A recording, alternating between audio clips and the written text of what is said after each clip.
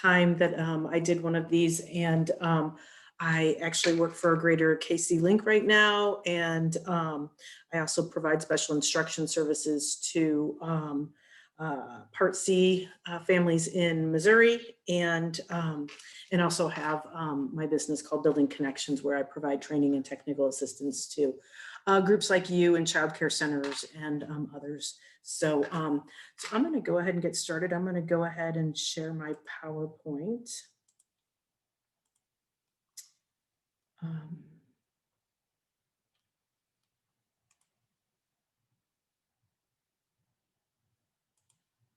Can everybody see that? Okay, very good. All right, so today we're going to talk about some social emotional development, and it is actually a topic that is very near and dear to me. And so a lot of the child care organizations that I work with are really looking for help in social emotional development and the addressing of those challenging behaviors in infants and toddlers, and kind of what to do about them. And so we're just going to go over some of these things throughout this training. I love this group because you always have lots of questions and lots of input, and I love that. So don't hesitate to do that.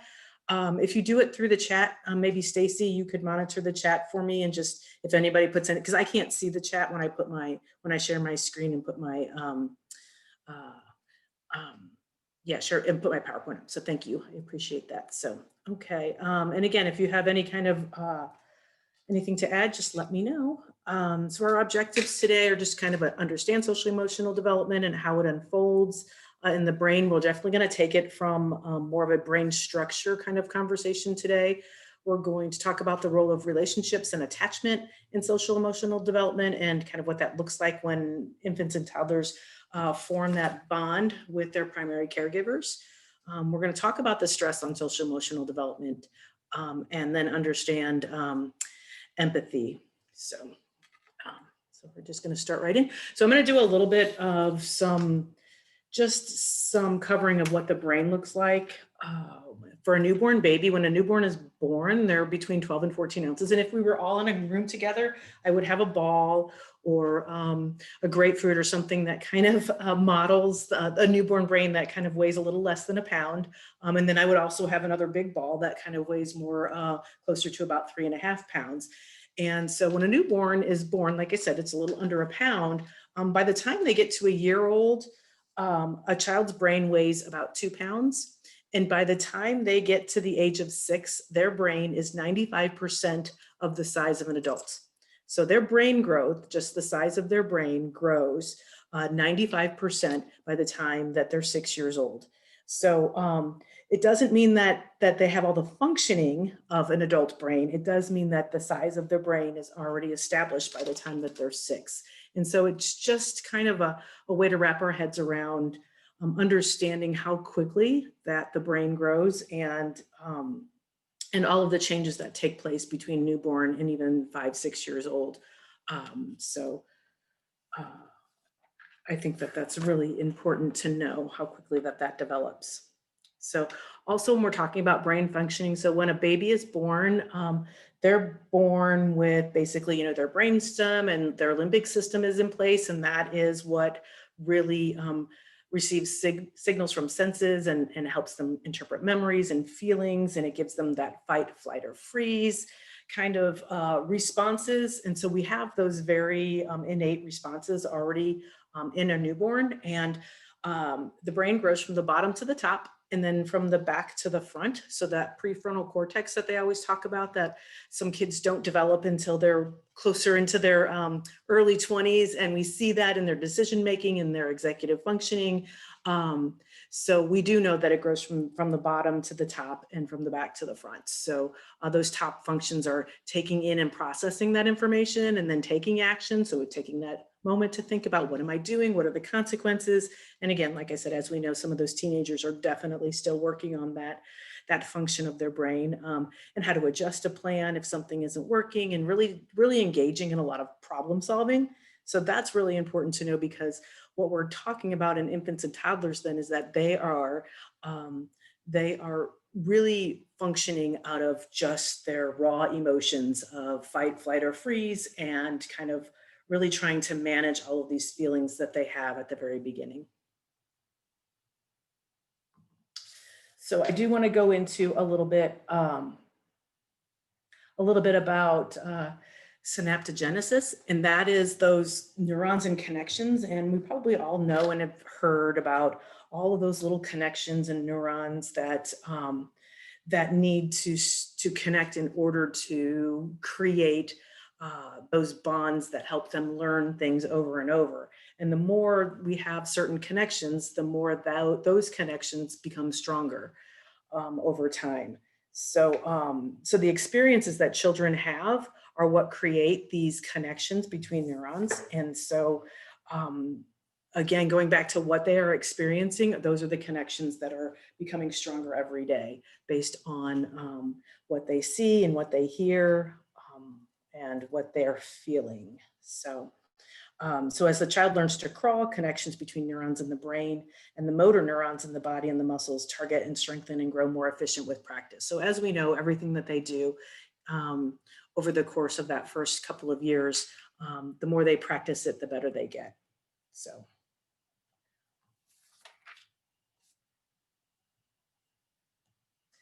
So after so long, so at birth, they have all of those. And the reason why I showed you that is because at birth, they have all of these really loose connections and they're starting to come together. And by the time that they're 6, there's a whole bunch of them and they're all kind of coming together and they're firing and they're connecting and they're trying to build all of these experiences and really just kind of adapt to their environment. And so this is where we had talked about a lot of that language that we had talked about. Those are the connections that are made. But they can't keep all of them because that's a lot of connections. And in order for the brain to work more efficiently, some of those connections have to be what they call pruned off. So in that pruning process, the brain only keeps those connections that the child uses the most. So whether they're good connections or bad connections or whatever they are, those are the connections that are the strongest in their brains. And those are the connections that are going to hang with them as they start maturing past the age of 6. Um, so the foundation for the architecture of the brain is being laid. So it's solidified through all of those very early experiences. And that's why researchers believe that early childhood, particularly the first years of life, is a prime opportunity to positively influence the course of a person's life. And this is where they go through a lot of that. Like I said, all the researchers that are going in and doing brain scans and things like that on infants and toddlers and I know it was very funny because Dave Lindemann had showed me back when I was still there, he had a grandson born to his daughter, and she had him all wired up with those little brain things and this whole little brain thing on him just to kind of monitor his brains, just as an experiment. She had enrolled him in an experiment to see what he was hearing and what he was reacting to. And so it was really interesting. So again, a lot of us find this extremely fascinating as far as what is a newborn able to hear and how does that affect their learning. So,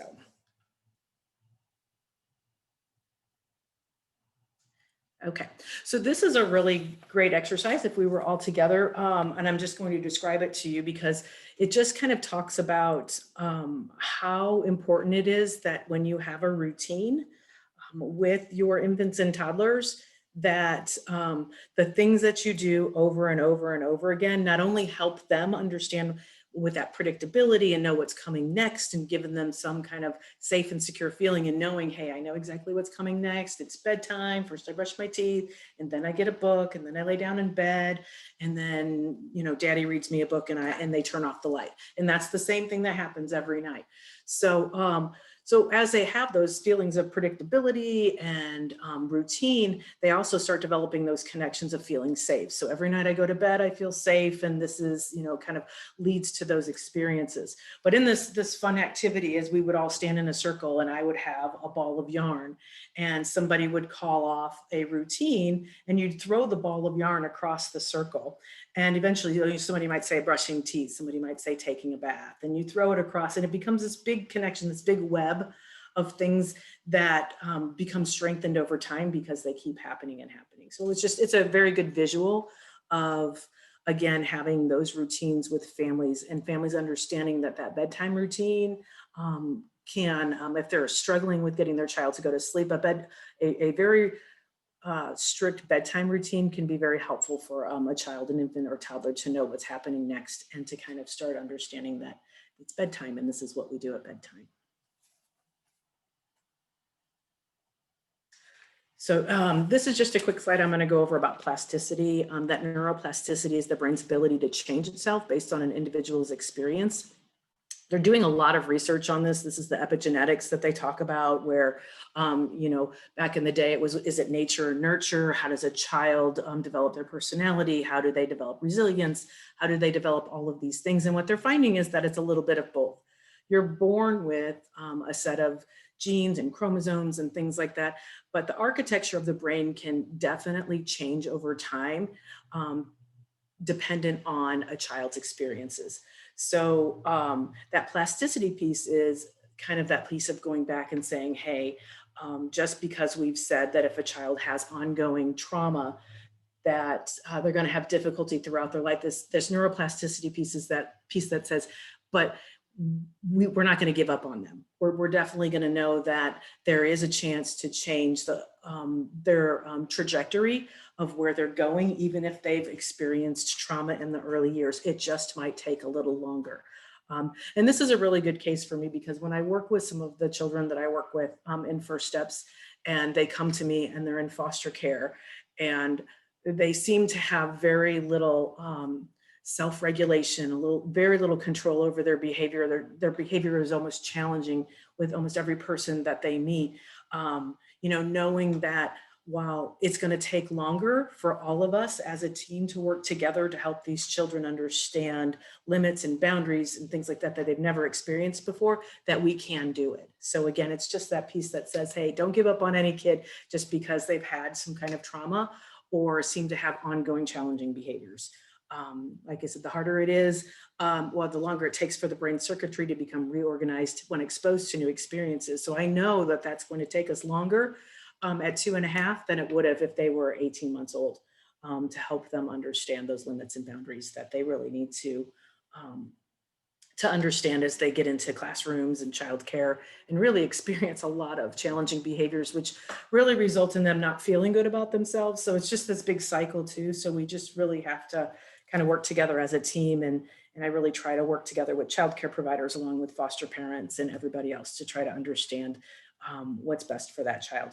Another really interesting thing about plasticity too is when babies are born, they have two kinds of experiences that they've kind of pulled into, and one is experience expectant, and that's based on exposure to experiences that are common. Like, so babies develop, their eyes develop because of exposure to light. So they need that exposure to different visual stimulation in order to have their eyes and their vision become more clear over time. If they don't have that, if they were to live in a dark room, or if they were to have a lazy eye that isn't corrected, the longer that it takes for them to get that corrected or to get exposed to visual stimulation, it will take them longer to kind of pull into those regular, to really kind of catch up to where they should be. Because those are experiences that in our bodies, our brains are lined up to say, I'm expecting to have these exposures to visual, hearing, and those kind of things in order for me to process and make my brain work. So, so it is really important to have those. And then there's those experience dependent. And these are the experiences that children have, and it may be based on where they live. Like in a farming community, they may learn from a very early age more about weather and the effects of weather on their environment and their livelihood. Or if they're in the city, they may experience, hey, I need to make sure that I catch a bus in order to get where I need to go. And it's amazing, again, depending on where they live, if they, you know, and we talked about this with some language acquisition also, is that where they live is they're taking that all in. And those are those experience dependent that they really start, their brain just starts picking up, like, this is what I know I need to know. And those are experience dependent. So I find some of this brain stuff very fascinating. So I hope everybody else does too. So when I'm pretty sure you all know kind of that timing of learning for children. There's a sensitive and critical periods in things that they learn. It's kind of like in that 40 weeks of gestation, there's certain times over that 40 weeks that in pregnancy where certain things develop, whether it's their hands or their brains or their feet or their stomach or their, other vital organs. And so it's kind of that same way as they're learning and growing over the next 3 years. Um, so when a person is exposed to a certain environmental stimuli, they can affect the development of those neural connections. And so we've really found a lot more information too over the timing of experiences in brain development. They've done some animal studies that have shown that there are certain windows of time during which young are especially sensitive to their environment. So this is when we talk about you know, the effect of neglect and the effect of abuse on a child is going to be different at different times that they experience that. So the critical periods that they have are more distinct windows of time of when they start and stop. So after these time periods end, the opportunity for that skill to develop kind of closes. And again, that goes back to that vision thing of if they don't develop the vision and the hearing over a certain period of time, it will take more intrusive actions in order to correct it than something that can be corrected on their own. And then we talk about the sensitive periods where it's more gradual and they represent the optimal time for a maximum change in a behavior. So although in a sensitive period, the change can still occur afterwards. It just requires more effort or more time in order to really affect change during that sensitive period if you're trying to build a skill and that sensitive period is already gone. And so some of the examples that they give are babies require normal vision input or they may suffer permanent impairment. Children born with a crossed or lazy eye will fail to develop sharp vision and depth perception if the problem is not promptly corrected. Language skills depend on verbal input also is what we talked about. And so, yeah, so sensitive periods in the development is when the brain region is most open to learning or refining a particular skill or brain function. Different parts of the brain have different sensitive periods based on when those regions of the brain are developing and maturing. So for example, early in life, the sensory regions of the brain have a burst of synaptic growth. So that was all of those little connections that we talked about. So, and this isn't all set in stone yet. There are neuroscientists that do not fully understand the biological basis of the critical and sensitive periods. So I mean, again, they can't really explain, so why does this happen and why does it happen when it happens? So they don't know. One theory is that they correspond to periods of synaptic excess in the brain. So when their brain is trying to maybe build that particular skill, and then they get more of those connections. And then as they start to prune off, again, they're not exactly sure of why that happens, but they do know that it happens, that children are more able to learn a particular skill at particular times in their lives. So we're going to talk too about other factors that affect brain growth. So we know that there are, obviously many factors that affect brain growth. One is your genes or your environment interactions. Nutrition, we all know that babies need healthy nutrition. They need lots of fat for brain development. If they don't get that, that also creates issues for babies. They need sleep. Babies that don't have a great sleep pattern are usually harder. It's more difficult for them to learn new things. Exposure to toxic substances, which of course we know when the babies are born, drug exposed. Diseases and disorders of the brain in early childhood. And what we're really going to focus on is the role of relationships and how that affects a baby's brain and as they grow and learn what that looks like. So attachment. So this is my big thing. Babies are wired to connect. So starting from birth, babies are looking for someone to take care of them.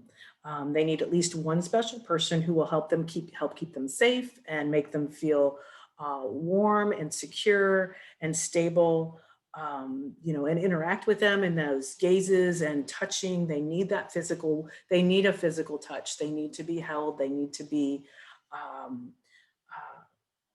interacted with, and that all provides all of that brain growth. And babies are learning through this attachment. And while we don't always give it a whole lot of credit, babies are really learning how the world works by who's responding to them. So So that quality caregiving allows that secure attachment, but they're also learning like this is how I feel about myself. Um, Babies are learning that when you tell them that they're good or you're loved or you make me laugh, these messages really already start developing that baby's self-esteem. Um, and that secure attachment allows exploration. So this this is very interesting too. Bowlby had a separation experiment that he did with mothers that he would have them bring into the office, and then he would have the mother leave. And what they really did was they looked at how the baby reacted to the mother leaving, but they looked more at how the baby reacted when the mom came back. Like, were they excited to see mom? And that's where they start getting into a lot of those attachment disorders. So there's 4 kinds of attachment. There is your secure attachment, and then there's your 3 types of insecure attachment, which are like insecure, the avoidant, the insecure attachment, and I think there's a disorganized attachment. And so those kind of fall into those. So when they're looking at attachment theories and things like that, that's what they're looking for. Patterns of interactions and the child's expectations for relationships. So again, when they have that secure base and they have that feeling of being loved and they have that predictable caregiving and responsive caregiving, they typically form very positive expectations about their world. And they become very available to their parent or caregiver. And that's who they want during times of stress. Um, so when babies have all of that again, that's when they are able to go out and explore, feel like they can conquer the world. And that's really important for them to learn and to experience new situations, is to be able to have that safety and security of knowing that they can go out. So over time, the pattern of interactions become part of the child's expectations for relationships. And again, this is where I went into the relationship theorists refer to the internalized idea of how relationships work as an internal working model, a cognitive framework of mental representations for understanding the world, oneself, and others.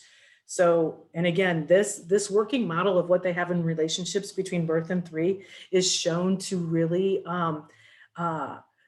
have an impact on, as an adult, what that looks like. So again, I have watched a few videos that have been fascinating to me of how children have experienced maybe some kind of neglect due to maternal depression, and how that affects the relationships that they get into as they get older. And it's really fascinating that, again, we look at this birth to 3 and we figure, well, they eat, sleep, and poop, and we just kind of, to make sure that they're okay. But if we're not talking to them and forming a relationship with them, that will have an effect into their adulthood. So stress and brain development. So this is where we're going to talk about, very young children, and they have a very limited ability to cope with stress, and they need help from their responsive caregiver to help them navigate that stress. Like, what do I do with these feelings? So I have feelings because they're born with being able to feel that, but they don't know what to necessarily do with that. So they're dependent on adults to help them cope with the stress and teach them what to do in times of stressful moments where they just need to. And this really builds that resilience piece that we talk about in kids. Because the most fascinating thing, when I worked at KU Med, and I worked with a lot of the child psychiatrists and psychologists, there was a child psychologist who was really good, and he worked with a lot of school-aged kids. And his one comment, I just remember his one comment in a meeting that we had, and he was being very candid when he said that he has never seen so many kids, school-age kids these days, that have so little resilience. He's like, I don't know what's going on, but there are so many kids that have so little ability to really figure things out when something doesn't work out like they think. He's like, there's just so little resilience in a lot of these school-age kids. And he was really trying to figure out if that was an environmental thing, or kind of what was going on with young kids and their inability to cope with things that happen even as they got older. So I think this is really important, and it was something that we kind of had touched on with him in the birth to 3. but yeah, in all of his training, he said that in all of his years of working, he had not seen so many kids himself that had so little resilience. Um, so again, children need their parents and caregivers to help interpret and manage the stress that they're feeling. So if we're just kind of trying to make everything better for them, and that was one of his theories too, was that I think, it's parents that they don't want their child to experience no, they don't want their child to experience a lack of opportunity. So they make sure that their child kind of sails through life, but then once they get to, high school, they don't necessarily know how to manage when something goes wrong. So the part of the brain that controls reactions to stress is fully developed at birth. So they definitely feel that stress. And however, the forebrain, the part of the brain that controls thinking about feelings and memories and experiences, is still maturing. So again, that's what we know, is that children are definitely able to feel that stress, but not necessarily able to have the tools to manage the stress yet.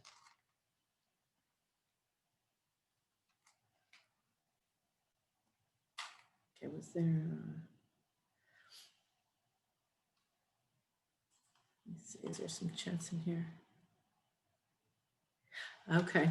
So Tina Payne Bryson, we are looking at the power of showing up, talks a lot about the different patterns of attachment. Ooh, I'll have to get that. Also, have you heard, speaking of Tina Payne Bryson, did you hear about her work with Dan Siegel? He is a neuropsychologist and child development guy, and they're working on the yes brain. Have you guys heard of that? They're working collaboratively on that. Have you heard of the yes brain? Yeah, we have kind of a list of Tina Payne Bryson and Dan Siegel books that we're looking at, because Tina Payne Bryson's going to be doing a presentation for us coming up. And so the Yes Brain, the Whole Brain Child, Power of Showing Up. She just has a brand new one out called Bottom Line for Baby that I think just came out a few weeks ago. Okay, yeah, I'll have to look that up. But yeah, I had seen that. I figured you guys knew what that was because I knew that you were following her.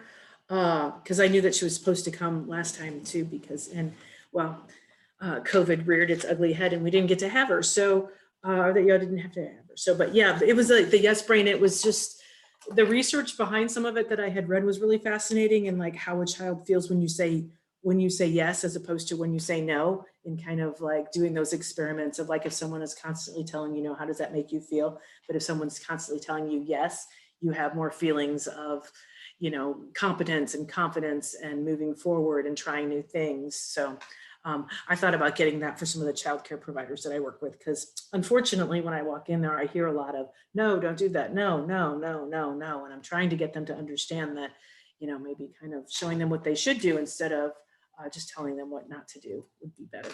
So, all right. So we're going to talk about the stress response. So a small amount of stress is normal. We all have it.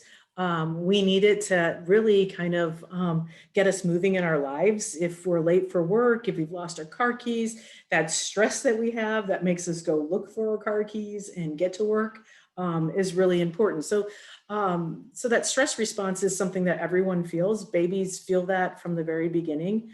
It makes you alert, focused, poised. And so it's really, it's a very critical and crucial feeling that they have. Babies definitely operate more from that fight, flight, or freeze response because they have not learned how to regulate their stress or how to work with their stress.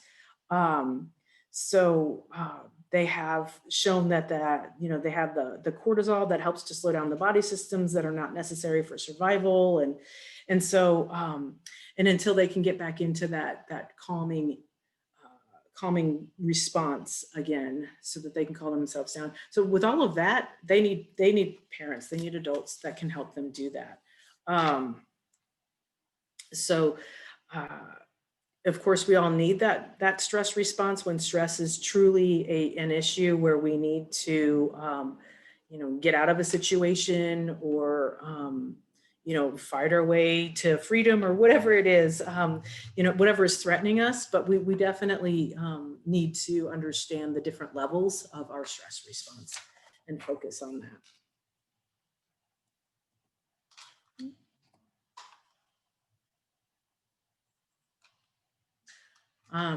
So when we talk about attachment and stress, uh, we're going to talk a little bit more about how children kind of manage that, and the quality of the relationship that they have with their primary caregiver is a true long lasting factor of how a child will start to learn to deal with stress. Um, and So that attachment piece is really, really important. And how children handle stress affects their overall development and functioning. It affects them in every way, because as we've talked about before, if a child doesn't feel safe and secure, they're not going to be in a position to learn about their ABCs or their one, two, threes, or what color anything is, because they're really just trying to manage their basic needs and really trying to manage the stress that they feel.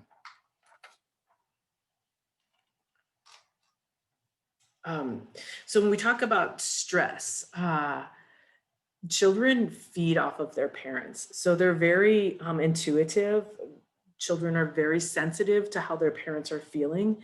And so their parents' responsiveness to their children, if their parents are stressed, tends to be that whole cycle that we talk about of parents who are in tough situations, who are parenting babies. Um, so the parents already stressed out, and they're kind of passing that stress to the kids at times. And again, sometimes it's also the way that they react to stress too. So sometimes they're not always that secure base for children that we want them to be. So, um, so again, when we look at a baby who has a parent who's emotionally unavailable, that may be suffering from depression, or have some other mental health issues, or some, dependent on drugs or something like that, then we have a baby that is trying to understand, again, when we talked about how much they're learning about the world from their parent, they're having a baby that isn't getting their needs met. So it really does damage children's feelings of trust and security right from the beginning if they don't have someone who's responsible to them. Um, and the stress piece is really where we talk a lot about how it runs in, like I said, it runs in cycles, it runs in families, family dynamics, family interactions. So a young mom who was raised with parents who may not have been emotionally available are not going to know how to be emotionally available for their child, because they never had it, they never experienced it, they don't know what that looks like, they don't know what it feels like, but they feel like they turned out fine. So they're going to raise their child the same way that they were raised, because that's all they know. That's all they've experienced. And so this is where we really look at the long-term neurological and physiological effects on their health. This also goes back to the whole ACEs studies that they've done on early childhood, adverse early childhood experiences, and how they truly affect a person's lifelong health. And we're going to talk a little bit about that too later. Anybody familiar with Nadine Burke Harris? She wrote the book. I brought it here. I'm going to grab it real quick. It's called The Deepest Well. And I don't know if you guys can see this, but it's here. It's called The Deepest Well. And she really goes into healing the long-term effects of childhood adversity. So she is a doctor out of California. She's now the Surgeon General of California. But when she wrote this book, she had started a pediatric practice in the poorest part of San Francisco and started doing her own research on how these kids were coming in, and she said they wanted diagnoses of ADHD or asthma or things like that. And as she got into it a little bit more, it really wasn't ADHD. It was children who were experiencing a lot of trauma, and talking about how that trauma just looks like ADHD, but it's not. She calls it The Deepest Well because she has a really good TED Talk. If anybody has a chance to watch her TED Talk. She said, as a scientist and as a medical professional, if you work in an area and you have 100 kids and they all drink from the same well and 98 of them have diarrhea, you're going to go over to the well and figure out what's in the well instead of writing prescriptions for the diarrhea. So really looking at the root cause of what's happening instead of trying to just kind of manage the symptoms is really where she operates from, which I find her to be very fascinating. So again, going back to this experience of stress, children are going to grab their parents' stress. So if, as a parent struggles with their own feelings of stress, the children themselves might feel overwhelmed and out of sorts, dysregulated, if you see that a lot. I know I see that sometimes in children um, that just constantly feel fussy. And they're just young, but they're always fussy. They're just crying and they're just not happy and they don't smile. And these are probably the kids that aren't really managing stress well or getting a lot of responsive caregiving. So,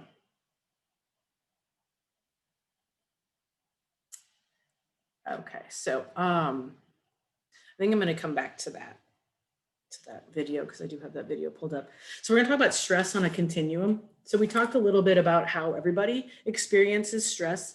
We know that there's a positive stress, there's a tolerable stress, and there's a toxic stress when we talk about kids. So the major difference between these stress reactions is how quickly and effectively the child is able to calm again, which is highly dependent on the situation and whether the child has someone to help them cope. Does the child have someone to help them understand um, uh, that what they're experiencing is temporary and that they're safe?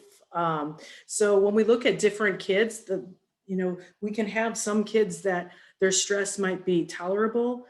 In that same situation, it might be toxic for another child, depending on where they have been or what they've learned over time. So, because the difference between tolerable stress and toxic stress is really the ongoing effects of, do you have a parent or someone in your life that helps you um, develop some resilience to that stress? So we're going to talk about some positive stress that children might experience. So for us, like I said, positive stress might be, starting a new job or, just kind of reactions to normal life experiences that don't cause our little limbic system to go into that fight, flight, or freeze. So they're not dangerous. They're not threatening necessary aspects of healthy development, coping with everyday events. This might be traffic that you sit in, and it's just normative stress. It's just something that we have to deal with on an ongoing basis. Often within the child's ability to cope is with some scaffolding. So we're teaching them how to build on that stress. Because children experience stress. It might be that they're waiting for their bottle to get to them. They're hungry. They're not the line leader that day at school, or they don't have the toy that they want and their child has that. So this is stress to them. This is what they see themselves as stress. And this is where that adult comes in and helps them kind of regulate that stress response and shows them what to do with that. Tolerable stress is longer lasting and more intense. But this is the one that's relieved by the supportive relationships that they have in their life, whether it's the child care provider or, a parent or a grandparent. And so, examples of tolerable stress are maybe moving to a new home, getting a new child care provider can be stressful for the child. It can be associated with higher levels of cortisol. It can disrupt the brain architecture if prolonged. And this is where we look at stress as something that really does teach children how to, again, this is the piece that teaches children resilience. So when they get to that tolerable stress and they have that person that's helping them work through all of this, that's where they reach that point of resilience. So are any of you still doing the ABC, that ABC services, that attachment and biobehavioral catch up out of University of Delaware? Weren't you guys participating in that? I don't know if Leslie is on here right now, but she is providing that. Okay, so you just had like a provider or two that did that. Okay, yeah. So that's where this came in. That's what that Mary Dozier was doing out of Delaware, was really tracking children's level of cortisol and how much stress that they were in. She started that experiment, and I don't know what year it was, but she did start with children that were actually in foster care, measuring their levels of cortisol after they've experienced trauma and of ongoing trauma of abuse or neglect in their home.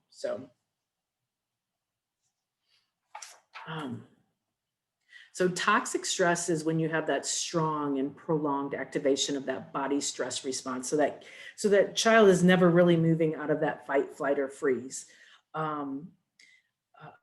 and this can cause serious problems for both children and adults. And this is really what I have seen in some of the kids that I'm working with, where the smallest thing can just completely set them off. Set them off. They just, if it's not the right snack, they're throwing their chair and they're falling out, and they're doing all kinds of things that other children are able to again be able to manage their stress if it's not what they want. So this was where Nadine Burks Harris, Dr. Harris, had a really good example of this. And when she was explaining stress, she was talking about how we all have that fight, flight, or freeze. And you may have heard the story before, and if you're in the woods and you see a bear, and your stress response kicks in, and your eyes dilate and your airways open, and you're like, okay, I gotta run from this bear. That is exactly what your stress response is for. But when as she described but when the bear comes home every night, and you're constantly on that high level of, I don't know what's going to happen to me, and I'm not safe, and I don't feel safe, then they're constantly running with these high levels of cortisol, and constantly reacting to a fight, flight, or freeze. So that's why it looks like, when again, yesterday when I was in the child care center, and the child didn't get the snack that he wanted, that he completely just threw himself off the chair onto the floor and just went into something, because that's how he reacts. And he's 2 years old. And that's what he has been. That's his only reaction. That's all he knows how to do, is that something doesn't go right, I just blow my top. Dan Siegel also has that really good hand model brain that he has. So I'm sure you guys are familiar with that, where you kind of blow your top because you're not able to manage those very strong feelings that they have. And again, this is where also toxic stress is very related to the child's and the child's experiences. So we can't, what sets off one child is not necessarily going to set off another child. So when we're looking at that strong and prolonged exposure to stress, their body themselves will just start reacting with those explosive behaviors, very challenging behaviors. And again, we talked about some of those factors that are affecting that. Do you all have a lot of children that you work with? I don't know if it's just my caseload, but I probably have, out of the 10 kids on my caseload, I have 3 of them that really have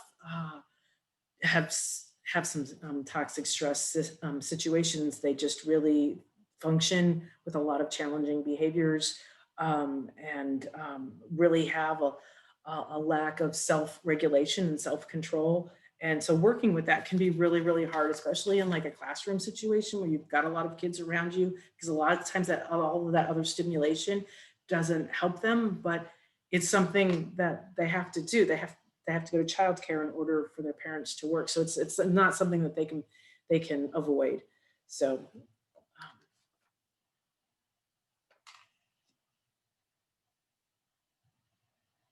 so any comments about this?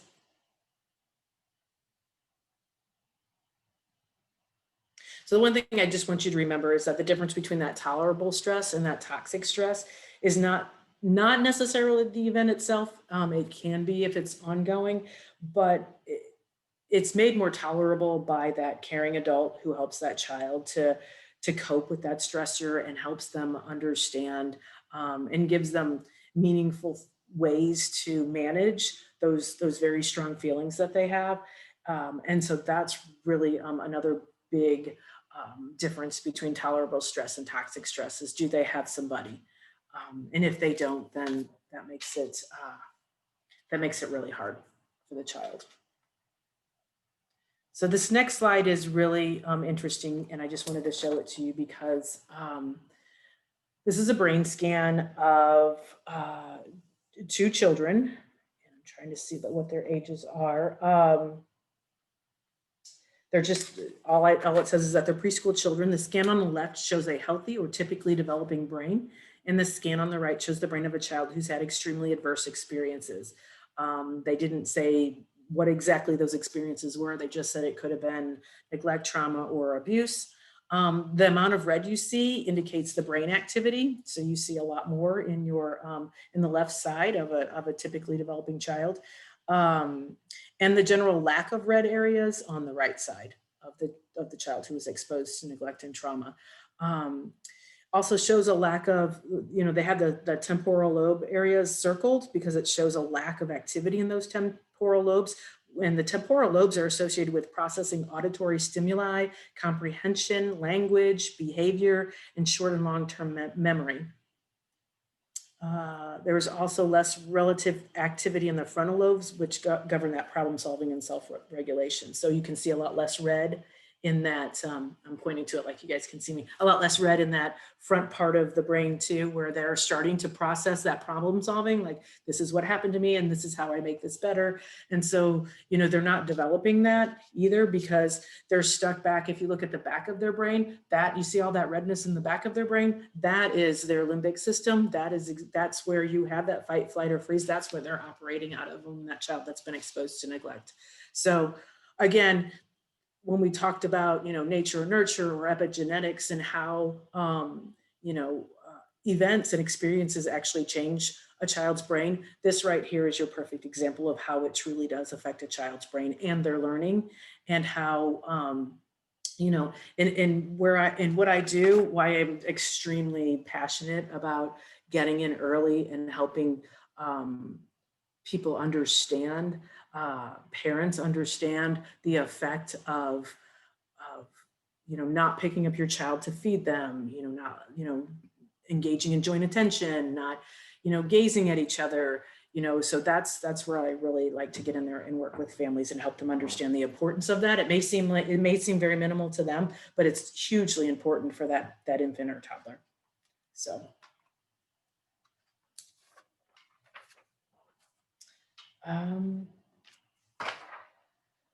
okay, so before we go to this, I wanted to go back and talk about, have you all seen the still face experiment with Dr. I can't remember his name. Stop my share here. Yeah, so the still face experiment is an experiment where a baby is, it's there he is, Tronick, that's it, Dr. Edward Tronick. And this is where a baby is obviously very bonded and attached to their mom, and what happens when she goes still-faced or becomes unresponsive to the baby. So I just want to share that with you all. I'm sure many of you have already seen it, but just in case. And I learned how to get my sound to work, so. Babies this young. Can you hear it? Okay. Can you turn it up a little bit, Michelle? I think so.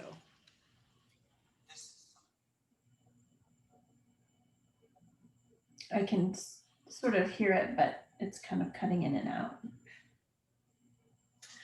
Let's see here.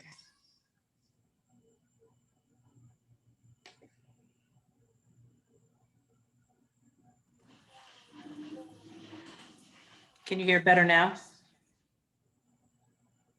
I don't hear anything right now.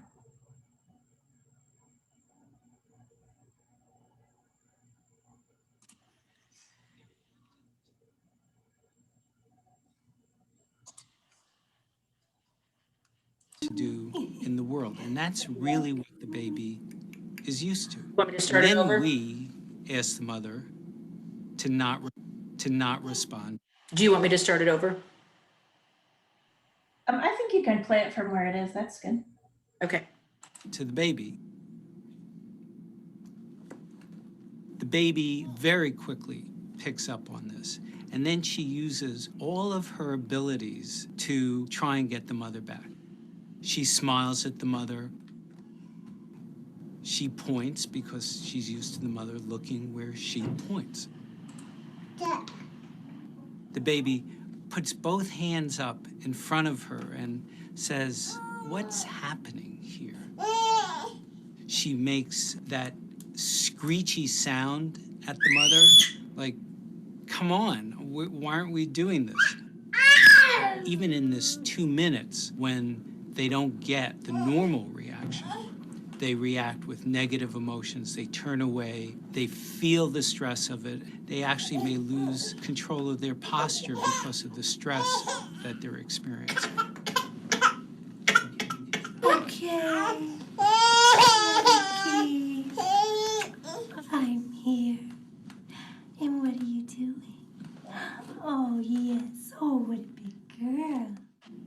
it's a little like the good, the bad, and the ugly.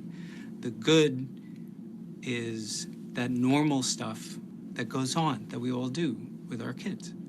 The bad is when something bad happens, but the infant can overcome it. After all, when you stop the still face, the mother and the baby start to play again. The ugly is when you don't give the child any chance to get back to the good. There's no reparation, and they're stuck in that really ugly situation. Babies this young are extremely responsive to. Yeah, so I saw the chat too, now add a face mask. Believe me, I share that with each and every one of you, especially, I had a couple of visits this morning before this, and yeah, it's, trying to get a child to say ball without having your mask on is really hard. But yes, and not letting them see your smile or, your facial reaction. And I have found in the childcare where I do have to wear a mask the whole time that I'm there also, is that sometimes I can see it in your eyes that when you're smiling, they seem to be getting more used to it. When I first wore a mask, I was wearing a mask before the teachers were wearing a mask. And I had one little girl that she just cried. She just couldn't handle it. But now that everybody's wearing masks, they seem a little bit better. I don't know what you guys are experiencing, but it seems a little bit better.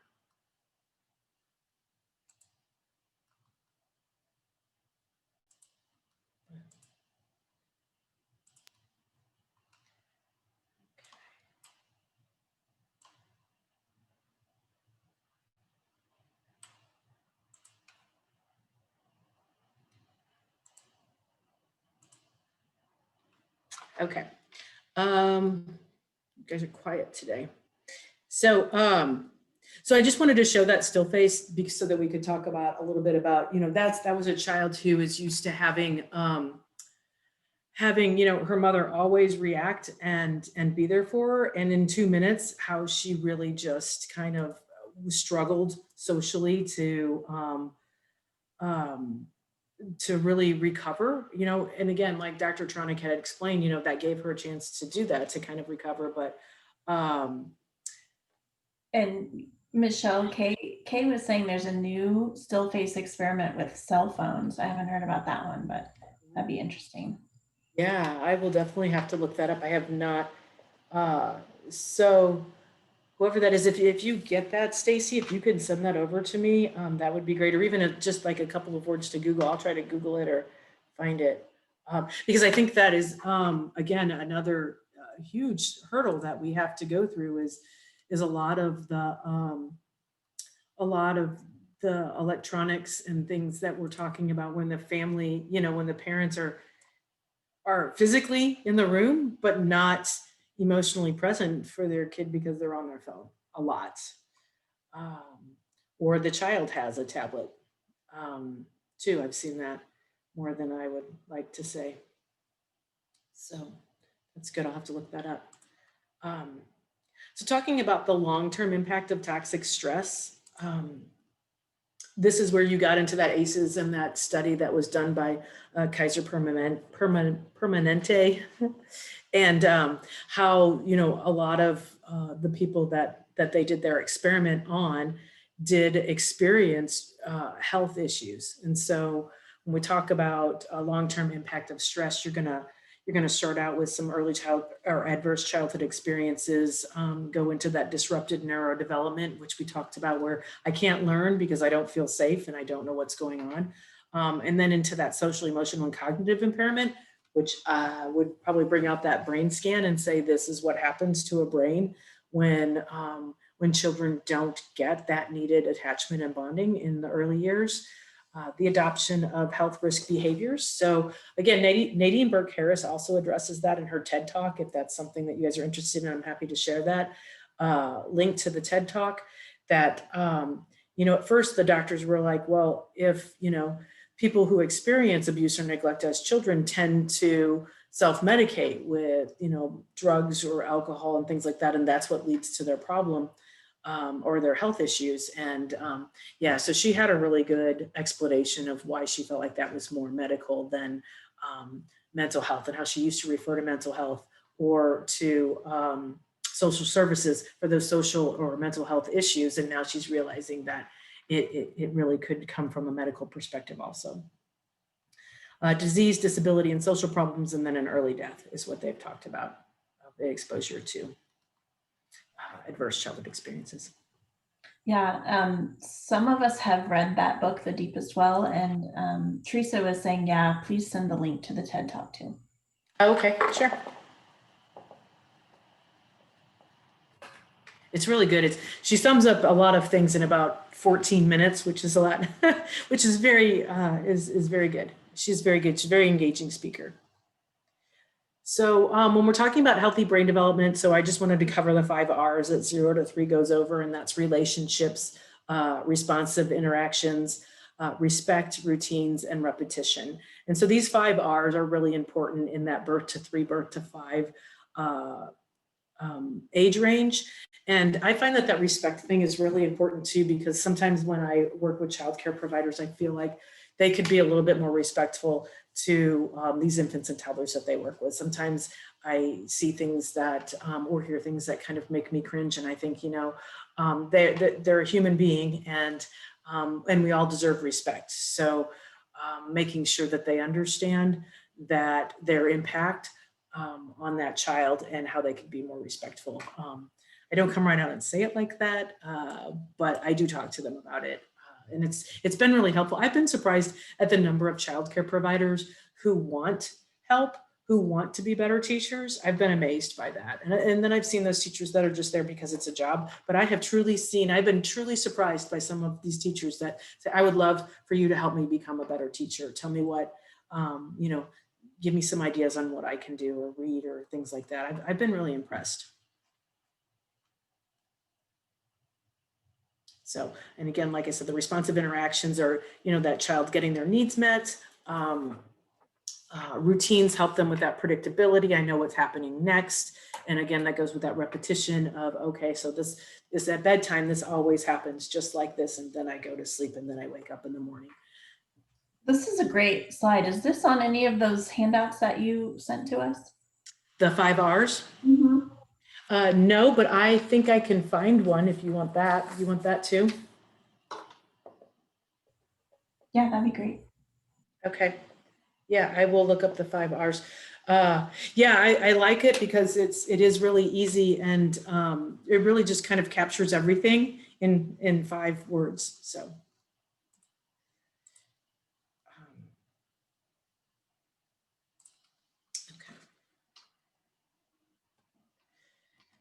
Oh, no, it's not working. Oops, daisy. Okay, so the other thing that we want to do is talk to you all about self-care, because I think that you all work so hard, and sometimes we're so worried about everybody else that we don't really take a moment that says, what do you do to help yourself calm down in a stressful situation? Do you take a breath? Do you, if any of you are familiar with conscious discipline with Becky Bailey, she's really good. I really, she's always been entertaining in doing that, but, and she talks about different strategies for kids to keep themselves calm, but she also highly recommends that adults find some way to, where you're consciously saying, okay, I'm going to take a breath. I'm going to take 10 deep breaths before I go into this house, or this just happened and I need to, sit in my car for 5 minutes or something. What do you do to calm yourself? Not every visit is perfect. I would guess, at least it isn't for me. And sometimes I really need to come back and reflect on what I can do to make that better. So do you all have anything you want to share about things that you would that you do to help keep yourself calm or to calm yourself down?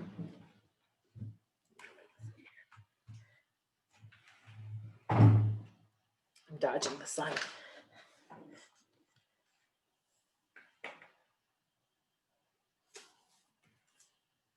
Okay, well, if you don't want to share, I get it, but it would be Lori just put one in the chat. She says lots of walking after work. Mm-hmm. That's a good one. Yeah. I think that's excellent. It kind of, and that actually forces you to take some breath too, to take breaths. Anybody else?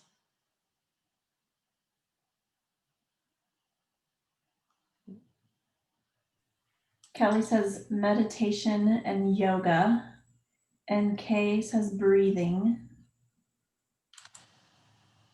And Megan says naps. And I would have to second that one. I like that nap idea. We should all take more naps. Libby likes to make to-do lists.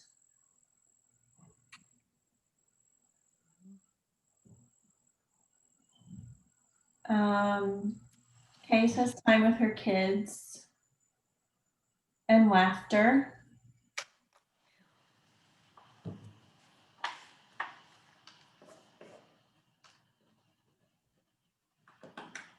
Very good. Those are all great ones. Some sitting in the sun. And Susie says eating. Yeah, that gets me in trouble. I do it, but it gets me in trouble.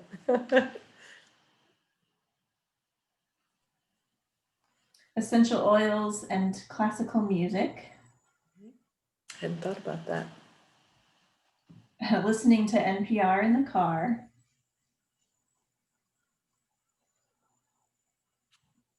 Yeah. All right, that's great. Those are great. Those are really thinking through and very individualized. Like this is what I know I need.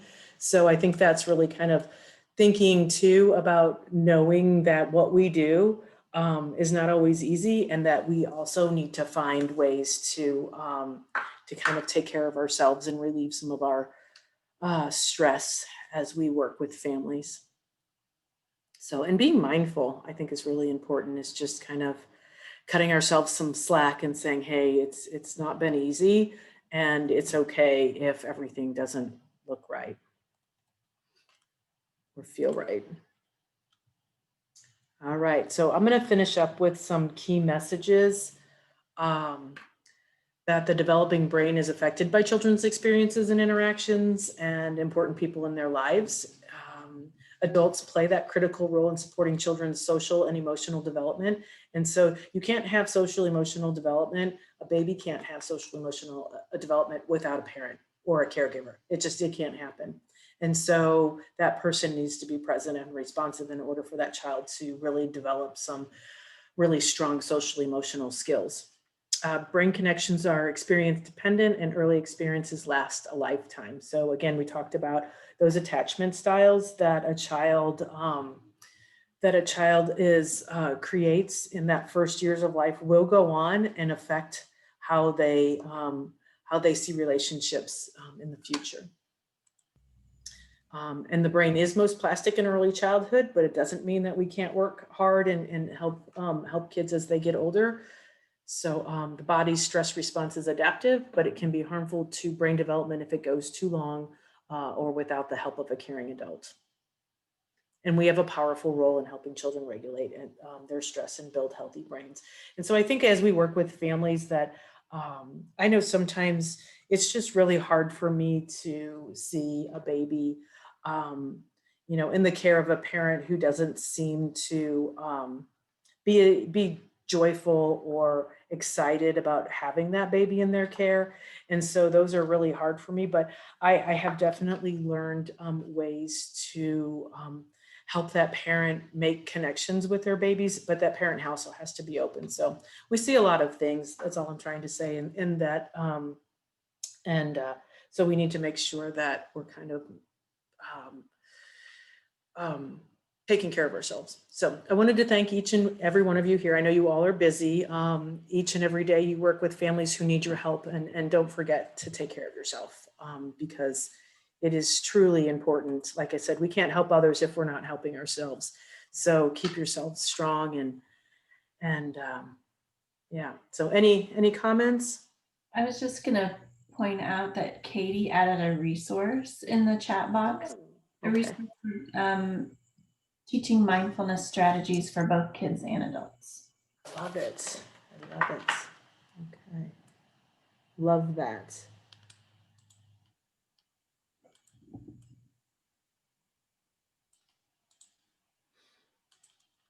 So, okay. If anybody else has any other resources to share. Okay. So Stacy, when are you guys expecting to have Tina Bryson Payne come? October 13th, I believe. Well, she's doing a parent presentation on the 12th in the evening. And then the next day she's doing a presentation. It's all on Zoom, but I was gonna say. for professionals, for us and other Okay. agencies. Yeah, that's great. She has a lot of good, as you guys know, a lot of good stuff out there. So, all right. Well, thank you all for attending. I really appreciate you showing up. And Stacy, I will get with you. I didn't realize, like I said, that I needed to get that language one in there too. So I will. The certificates, great. Yes, get those certificates to you this afternoon. Oh yeah, and I'm glancing over here. It looks like Karen put another resource for toddlers and reacting to parents on their phones. Oh, that's good too. Yeah, here's the cell phone story. So thank you, Michelle, for joining us again today. Well, thank you all, and you guys enjoy your day. Thanks so much. Thank you.